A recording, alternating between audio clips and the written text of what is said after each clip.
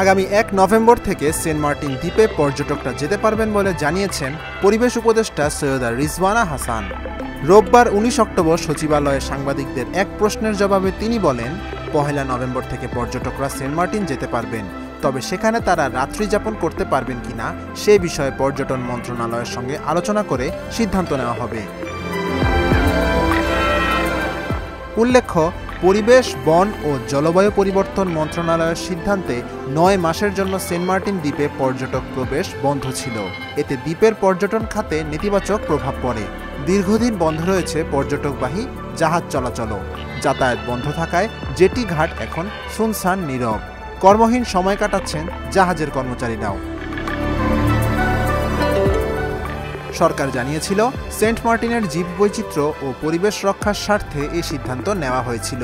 দ্বীপটিকে স্থানীয় জনগণ কেন্দ্রিক টেকসই পর্যটন অঞ্চলের রূপ দিতে কাজ চলছে।